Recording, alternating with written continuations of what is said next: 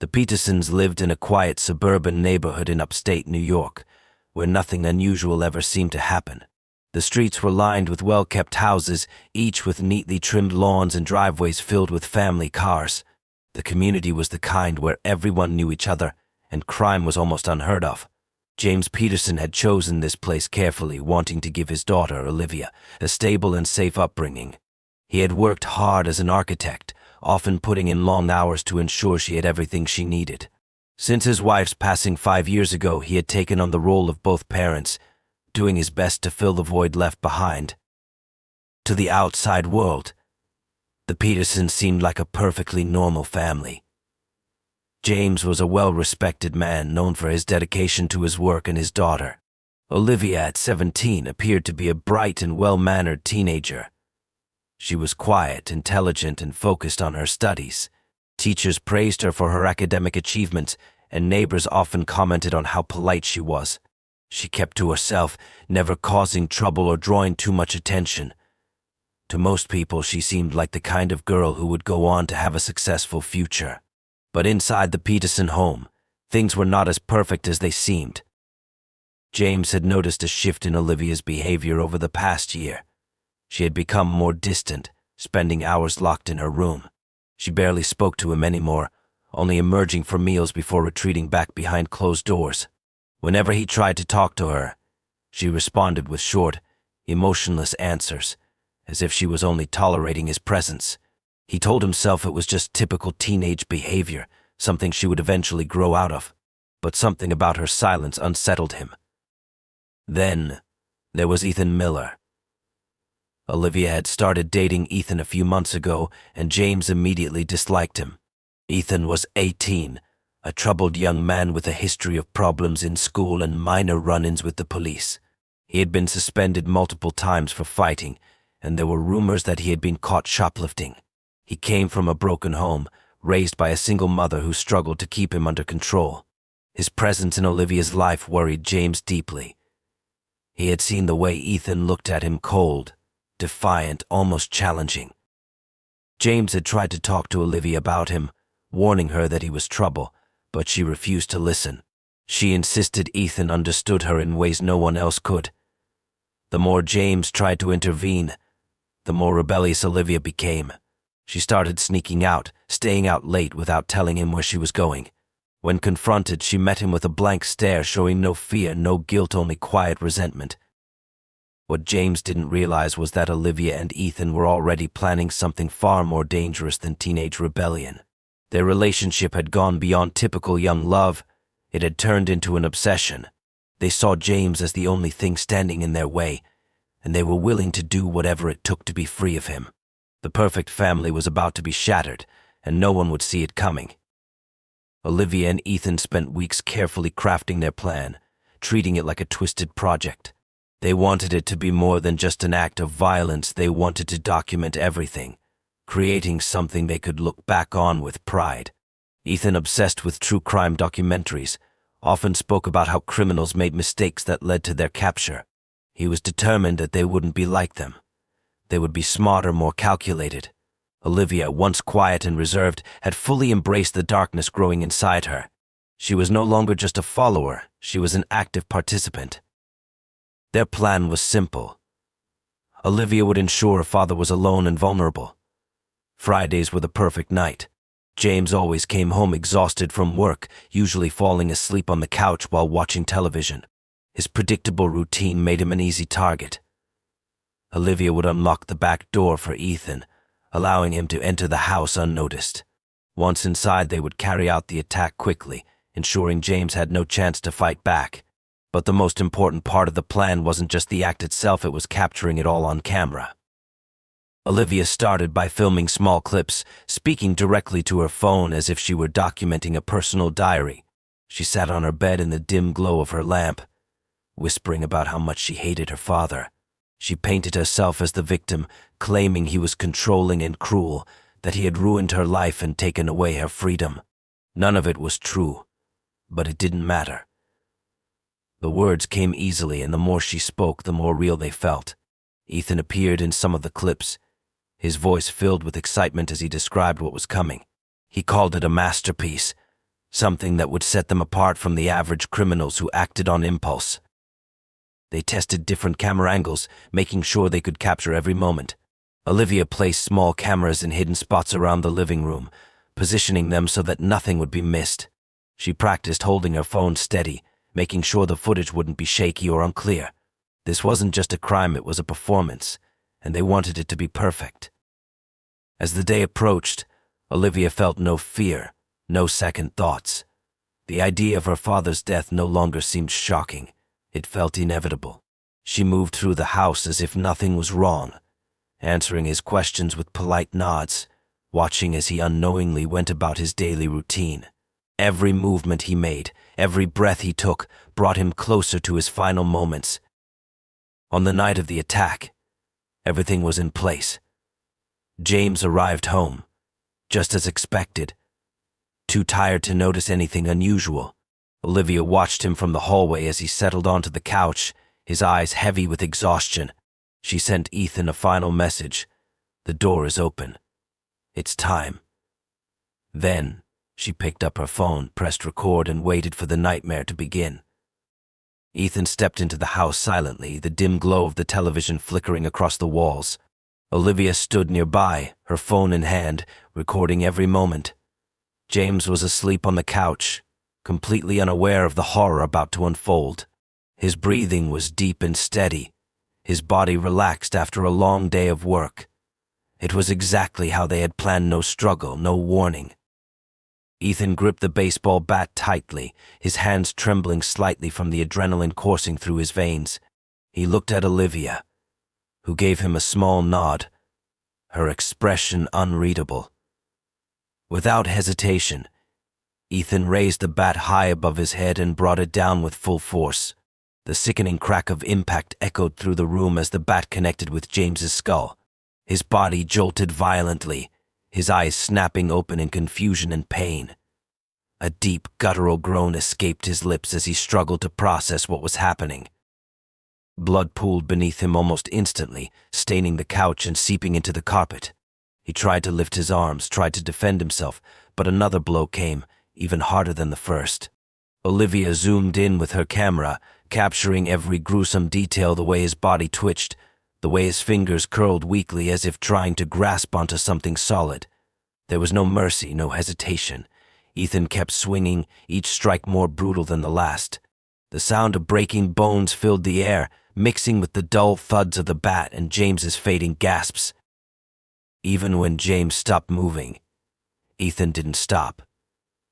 He raised the bat one last time, bringing it down with a final crushing force. Silence followed. The only sound left in the room was Olivia's quiet breathing and the soft hum of the television. The living room, once a place of warmth and safety, was now drenched in blood. Olivia stepped closer, her phone still recording. She tilted her head slightly, studying the scene with detached curiosity. This was what she had wanted, what she had planned for. The sight of her father's lifeless body didn't bring regret, it brought relief. She crouched down, angling the camera to focus on his face. His once sharp blue eyes were now vacant, staring at nothing. A small smile tugged at the corners of her lips as she whispered into the camera, a chilling message about how she was finally free. Ethan wiped the sweat from his forehead, his breath coming in heavy gasps. He pulled a knife from his pocket, his hands still stained with blood. Just to be sure, he plunged the blade into James's chest, twisting it slowly before pulling it back out. He did it again and again, each stab precise, calculated. Olivia recorded it all. Once they were certain James was dead, they set to work cleaning up. Olivia fetched towels while Ethan dragged the body toward the basement. They wiped down surfaces, picked up stray droplets of blood, and removed anything that might lead back to them. They believed they had thought of everything. They believed they had committed the perfect crime, but they had no idea the evidence they had just created would soon lead to their downfall. This content may violate our usage policies. Did we get it wrong? Please tell us by giving this response a thumbs down. Olivia and Ethan sat in the living room, staring at the lifeless body of James Peterson. The house was eerily silent, the only sound coming from the soft hum of the refrigerator in the kitchen. The reality of what they had done hadn't fully settled in, but there was no fear, no regret, only a strange sense of accomplishment. They had followed their plan exactly, leaving no room for mistakes. Or so they thought. Ethan took Olivia's phone and began reviewing the footage. The videos were clear. Every detail perfectly captured the impact of the bat, the pooling blood, Olivia's whispered words of victory. He smirked, satisfied with their work. "We did it," he muttered under his breath. Olivia, still in a daze, only nodded. They moved quickly, dragging James's body down to the basement. Olivia found an old sheet and threw it over him, as if covering him would somehow make the crime disappear. They scrubbed the blood from the floor and the couch, making sure no trace remained. Olivia changed into clean clothes, stuffing her blood-stained ones into a garbage bag. Ethan did the same. Once everything looked normal again, they sat back down and took a deep breath. The next step was creating a cover story. Olivia decided to send a text from her father's phone, pretending to be him. "Going on a last-minute business trip. Be back in a few days." She sent the message to his co-workers, hoping it would buy them time. Then she deleted the conversation, thinking she had erased any evidence of tampering. They planned to wait a few days before reporting him missing. By the time anyone started asking questions, they would be long gone. Olivia had already packed a bag, and Ethan had arranged for a stolen car. They believed they had outsmarted everyone. But they had overlooked something crucial. When James's employer received the text, something felt off. James was never the type to take spontaneous trips, especially without informing anyone in advance. Concerned, his boss tried calling him, but there was no answer. He tried again, leaving a voicemail. When another day passed with no response, he called the police. Detectives arrived at the Peterson home, asking Olivia about her father's sudden disappearance. She played the grieving daughter well, keeping her emotions in check as she explained that he had gone on a trip. But something about her seemed unnatural, too calm, too rehearsed. The officers asked to look around the house, and though Olivia hesitated, she had no choice but to let them in. They found nothing suspicious at first. The living room was spotless, the kitchen in perfect order. But when they entered the basement, a faint metallic scent lingered in the air. Then they noticed a single drop of blood near the stairs, something Olivia and Ethan had missed. A search warrant was issued, and within hours James's body was discovered beneath the sheet. As officers searched the home further, they found Olivia's phone. A digital forensic team quickly uncovered the deleted videos, and what they saw shocked even the most experienced investigators. Every moment of the murder had been captured, from the first strike to Olivia's chilling message to the camera. The evidence was undeniable.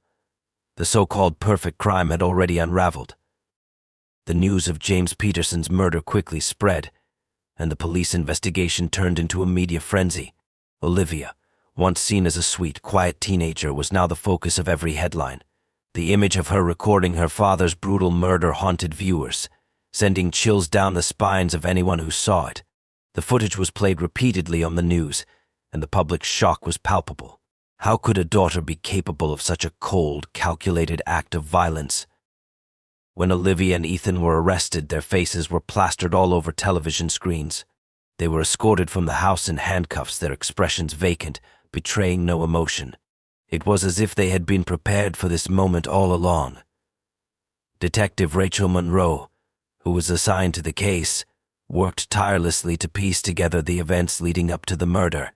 She quickly discovered how methodical Olivia and Ethan had been in planning the crime. The hidden cameras, the detailed research into making sure no evidence was left behind, everything had been carefully executed, as if they were playing out a sick fantasy. Despite the undeniable evidence, Olivia remained calm and collected during her interrogation. When she was asked about the murder, she didn't flinch. Her demeanor was unsettling, almost as if she were discussing something trivial. She explained her actions as if they would justify her father's strict control over her life. His constant disapproval of Ethan had pushed her to a breaking point. But what Olivia failed to acknowledge was the coldness in her eyes when she spoke. There was no sign of guilt, no regret. just a chilling sense of detachment. Ethan, on the other hand, broke down almost immediately. He confessed to everything, detailing how Olivia had manipulated him into thinking James was an obstacle they needed to eliminate in order to be free. He spoke of how she had convinced him that her father was abusive, that he had stifled her growth, and that their plan was the only way they could be together without interference. Ethan's confession painted a picture of a young man easily swayed by Olivia's promises. He claimed he hadn't fully understood what he was getting into, but it was clear he had been complicit in the crime from the start. At trial, the prosecution presented the damning evidence videos, photographs, and the confession of Ethan, who took the stand against Olivia in exchange for a lesser sentence. The footage of James's murder was shown in court, and the jurors watched in stunned silence as Olivia's face appeared on screen, capturing every violent detail of her father's death.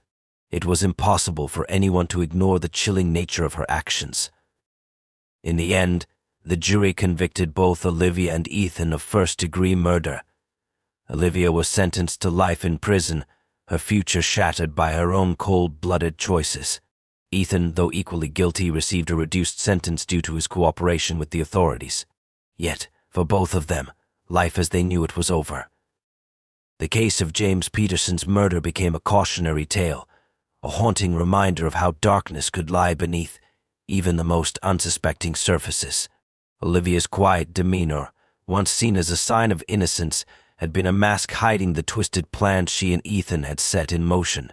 The story of how a daughter turned on her own father, filming every horrific moment, would linger in the public's mind long after the trial ended, a chilling testament to the dangers of unchecked resentment and manipulation.